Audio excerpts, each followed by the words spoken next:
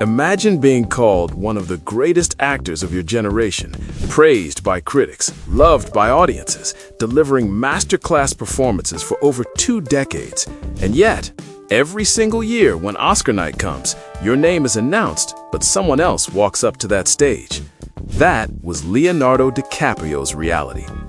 Before he became Hollywood royalty, before the red carpets and standing ovations, Leonardo DiCaprio was just a kid growing up in Echo Park, Los Angeles, a neighborhood filled with crime, drugs, and chaos. It wasn't glamorous, it wasn't safe, but inside that environment, something different was growing.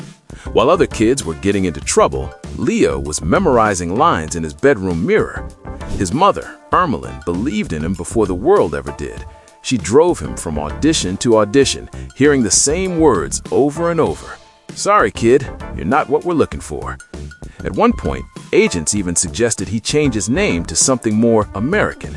Leonardo DiCaprio is too ethnic, they said. He refused. "My name is Leonardo DiCaprio, and one day they'll say it right." In 1993, at just 19 years old, he stunned Hollywood in What's Eating Gilbert Grape. Playing Arnie, a mentally challenged teenager, Leo delivered a performance so real, audiences weren't sure if they were watching acting or reality. His first Oscar nomination came before he was even 20, and yet he didn't win. Then came Romeo plus Juliet. Suddenly, he was the teenage heartthrob of the 90s, posters on every bedroom wall, magazine covers, screaming fans. But Leonardo didn't want to be a pretty face.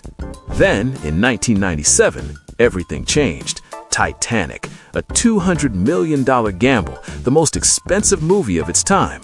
And when it released, it exploded, over $2 billion worldwide.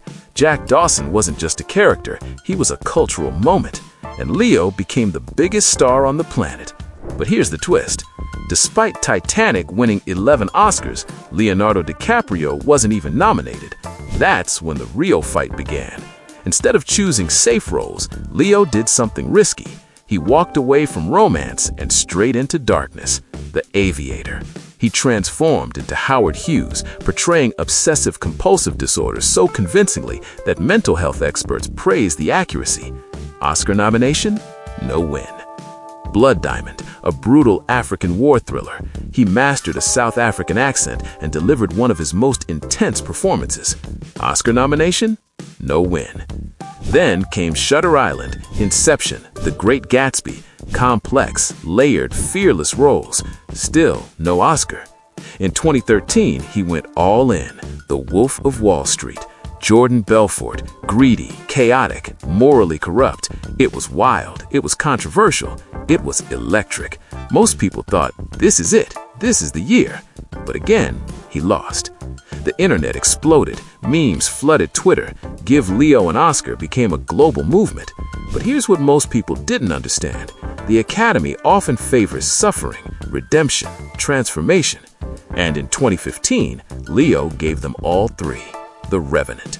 He didn't just act in this film, he survived it. Filmed in brutal sub-zero temperatures, ate raw bison liver despite being mostly vegetarian, slept inside animal carcasses, crawled through frozen rivers at minus 25 degrees Celsius. No green screens, no shortcuts. Pain wasn't performed, it was endured. And finally, in 2016, and the Oscar goes to Leonardo DiCaprio. 22 years after his first nomination, the entire room stood up. That wasn't just an award, it was vindication. But here's the part most people miss. For Leo, that wasn't the peak, it was just a checkpoint.